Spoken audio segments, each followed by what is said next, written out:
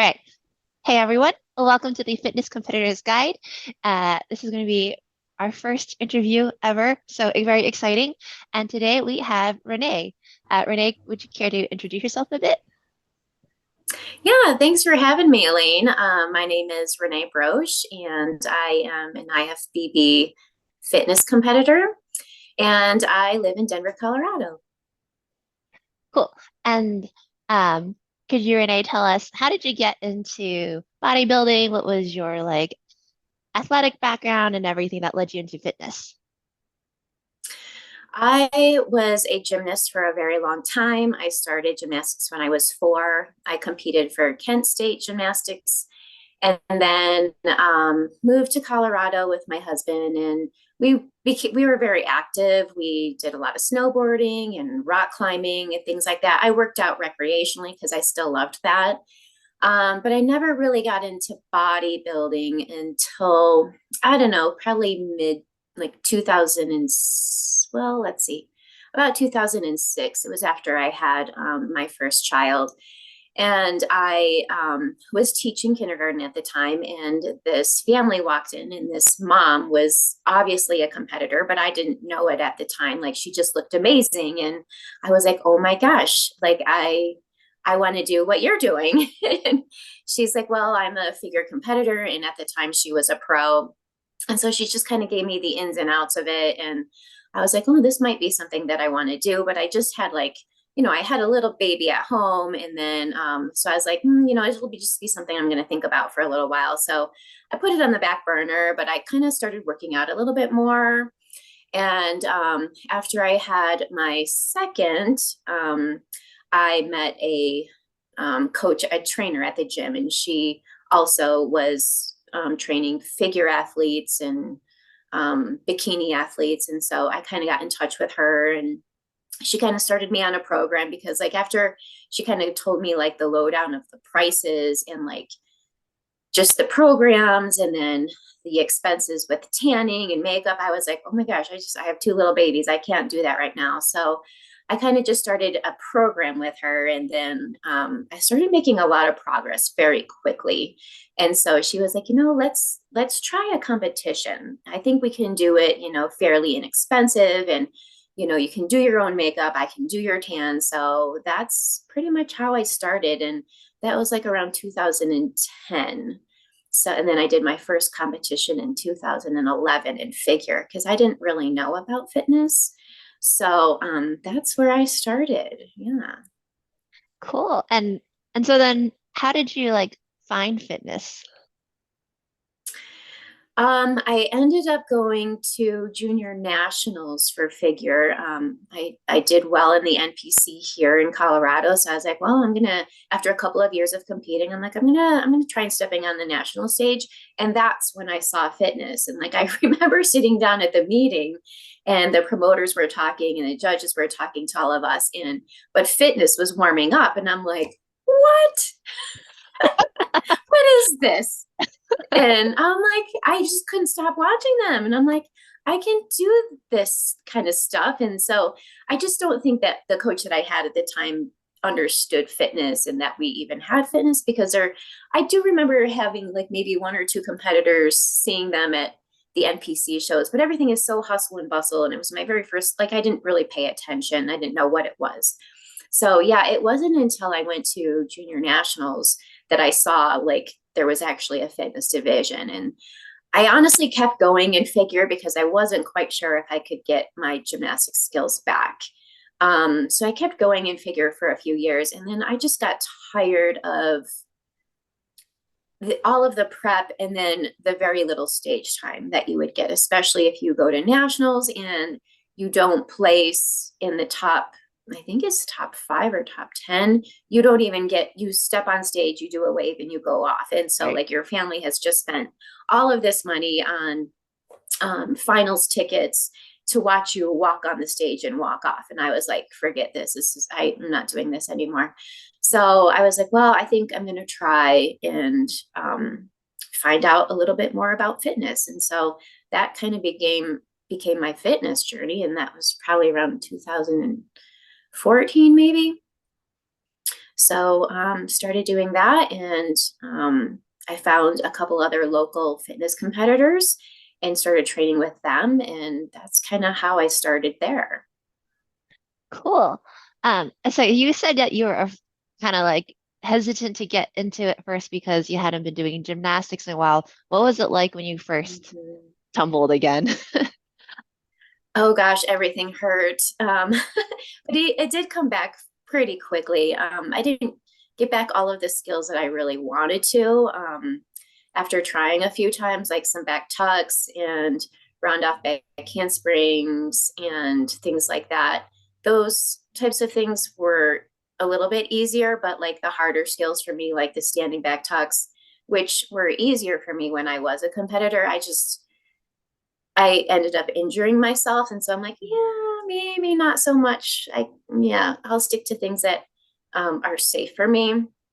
But things, yeah, they actually came back fairly quickly. I had to do some practice for sure. I had to get into a gymnastics gym or a cheer gym and just, do a lot of stretching again because I wasn't, and just honing in on those skills again. Yeah, that makes sense. Um, Mm-hmm. did you like start what am I trying to say? Did you like start like planning for a fitness competition or did you like do some just like I don't know, skills training first before you decided on a show or something? Yeah, I did some skills, and then once I was like, oh, I've got my back handsprings. I was always very strong, especially in like my handstand and shoulder work and push-ups. So those things were very natural for me. And so I was like, I think I think I'm going to put together a routine. And so I had like a friend do my music, and I was going to I do love motorcycles. So we did like this motorcycle Metallica theme, and I did my own choreography right in like my dining room. And it was not good. Um, and then right before I stepped on stage for my very first fitness competition, I partially tore my hamstring because I didn't stretch, and I went down into a split, and it just did not end well for me. I still competed, but it was not pretty. It wasn't what I wanted to showcase. And so I took a whole year off because that was like in August. I'm like, well, I've got to heal. And so I did a lot of therapy. I had an MRI done it, but it wasn't torn so bad where I needed surgery or anything. It was just a lot of rehabilitation and a lot of rest, which I really wasn't used to. So I took a whole year off and then did another NPC fitness show and did well finally. And then just took out, I did a couple of national shows after that. Oh, there was something you said that made me think of something, and I can't remember. Oh no, that's okay. Um, That's okay. yeah. So you okay? Oh yes, I remember now. So I have noticed that you have much more interesting strength skills than I think some of the other fitness competitors. Is that and especially compared to I feel like other people who have gymnastics backgrounds, I feel like they lean toward the tumbling usually a lot more, but you mentioned you were injured. Um, so I guess my question is, where did that translation of like the gymnastics strength come in with fitness?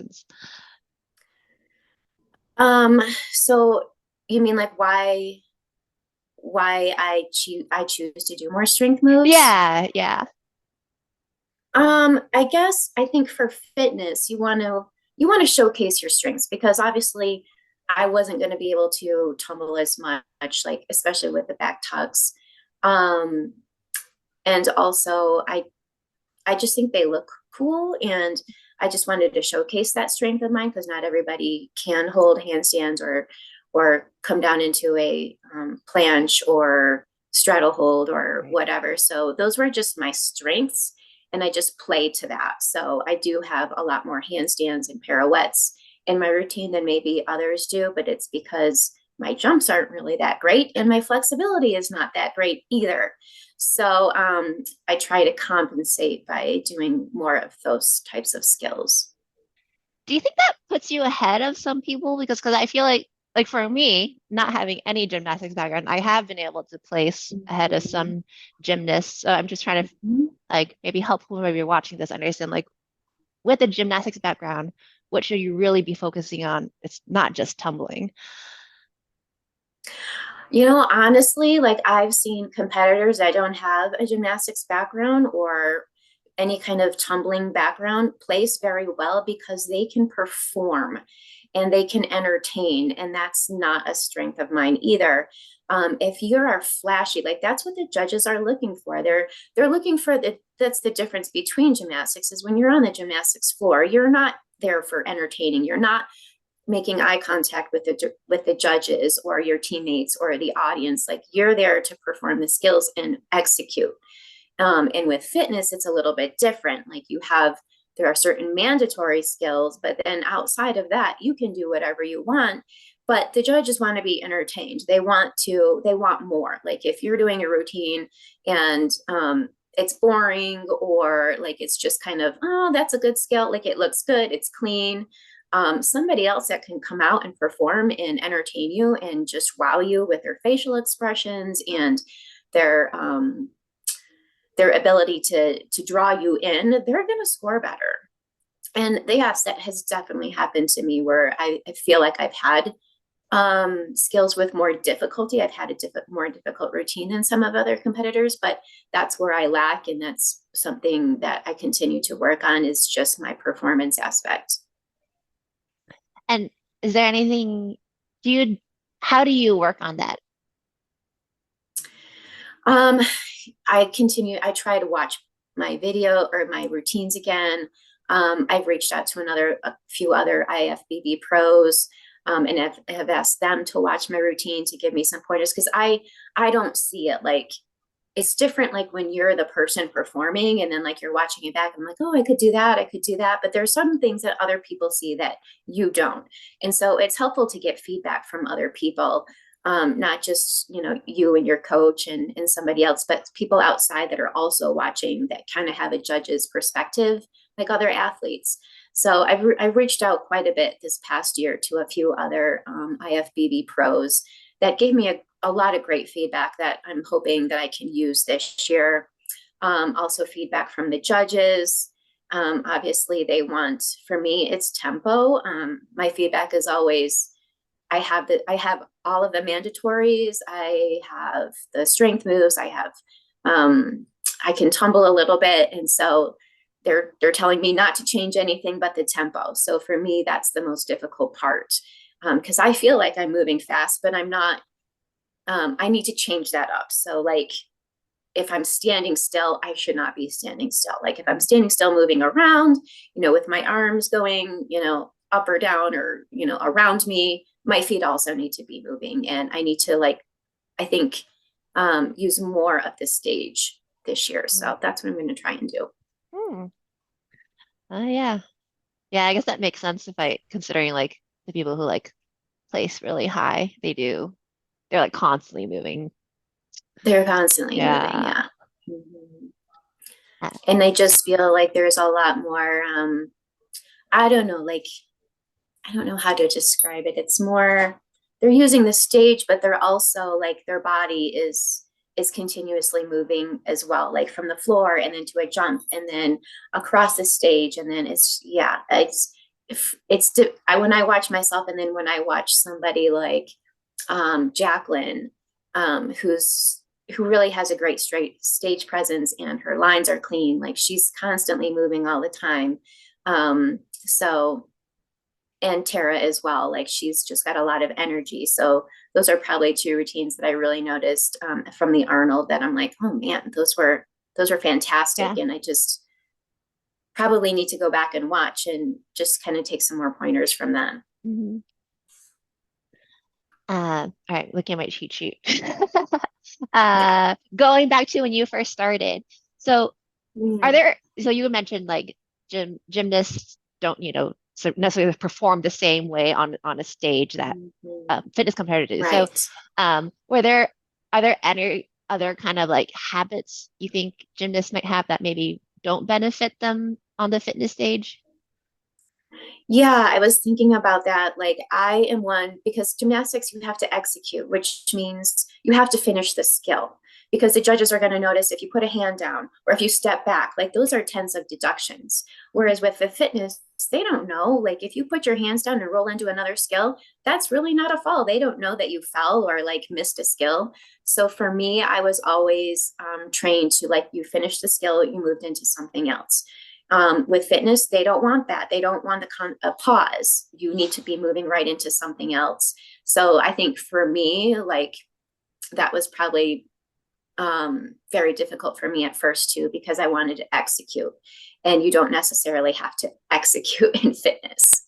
So Oh yeah. and have like everything, landing, a stuck landing. You don't need that in fitness, but in gymnastics, that's what those judges, you have to stick the landing, otherwise you get a deduction. Right. So that was a huge difference for me is the execution and the stage presence too, because again, like you're not in gymnastics, you're not performing for everybody. You're there to do your skills because they're rated.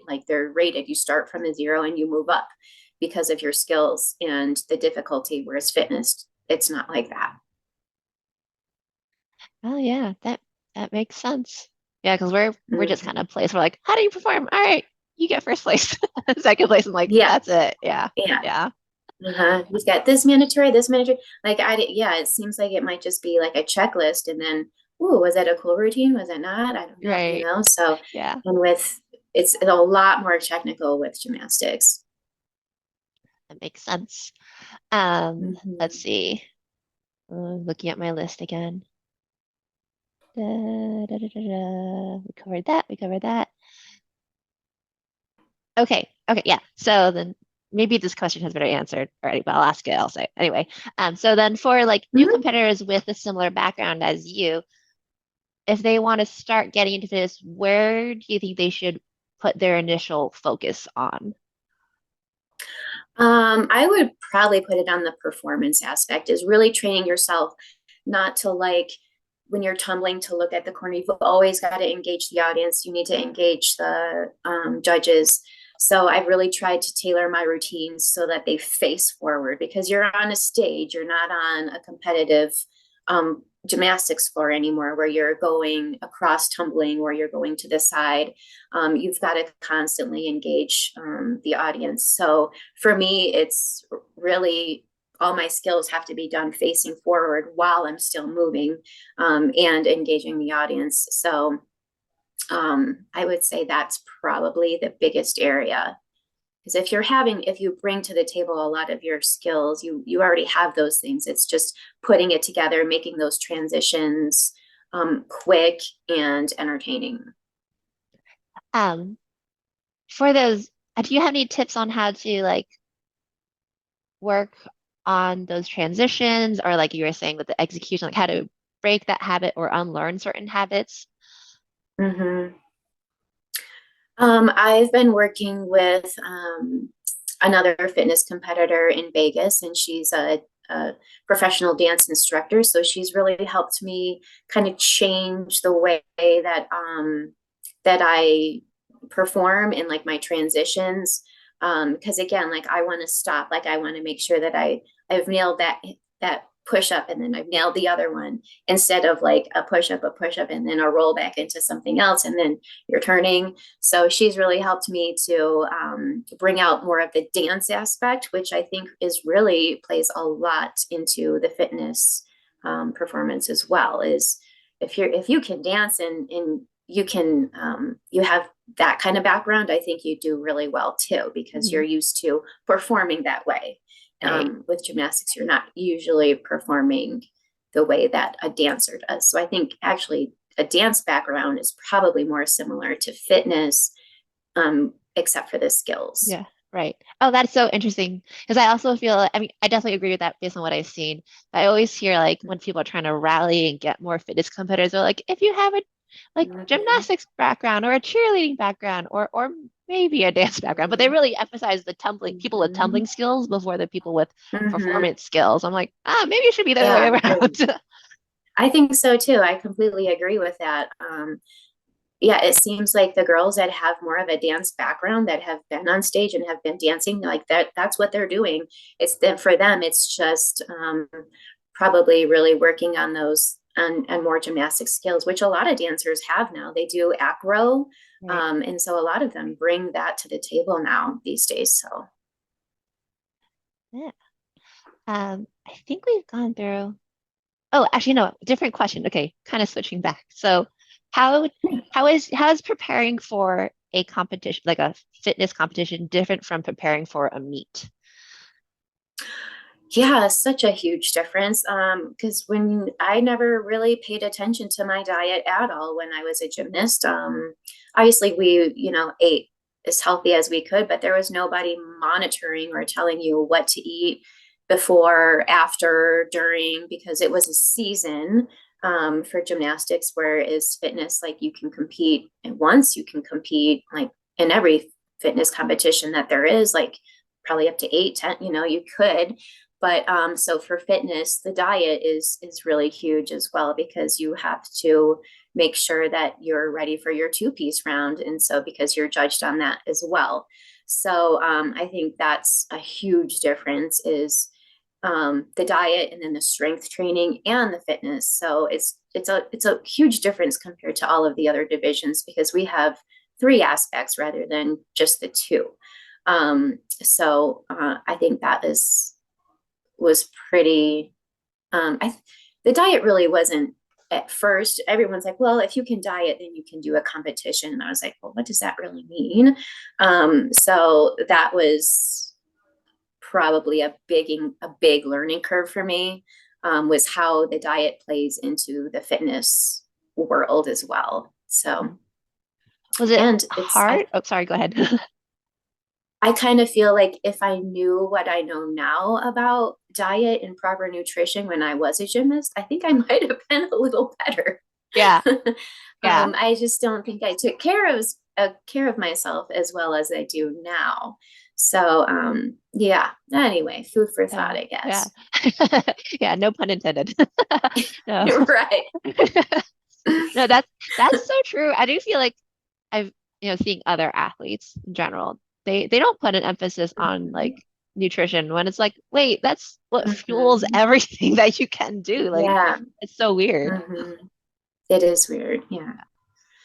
Wish we had more of that back then, but and maybe they do now. I don't know, because I've kind of been out of it for a while. But Mm-hmm. um, yeah, I've kind of enjoyed that learning and adapting and watching my body change. I think it's quite the process, and a very fulfilling process as well, especially if you're able to manage it well as too. Right. Let's see. Well, I think that wraps up most of the questions. Do you have anything else you'd like to share? Final thoughts, words of wisdom? I would definitely, when I started, I was with a coach, and then I was like, oh, I'll just do it on my own. That did not work. Do not try and do it on your own. You are your biggest critic, and also you probably don't know what you're doing, especially for your first, if you're a novice in the area. So I would definitely hire somebody, get eyes on you, not just one person, but two people, maybe even three, and network too. I love the fitness division because everyone is so helpful and supportive. I mean, just this past week, I talked with Tiffany, I talk with Sally a lot, and you as well. So it's a huge support network. So we use each other, personal and professionally. So I would definitely, if you have questions, just ask. And yes, get yourself a coach. Cool. All right then. So if someone wanted to ask you specifically for anything, reach out to you, where can they reach out to you? I'm on Instagram. I am Harley_handstand. Yeah, and I'm also on Facebook as well. Cool. All right. Well, thank you, Renee, for your time. I really appreciate this and Uh, being my first interviewee. Yay, I hope you have more. I love what you're doing for the community. So keep up the good work and take care. Thanks for watching this video. If you enjoyed it, please like, share, and subscribe so that you can be notified of more upcoming videos. Bye, everyone.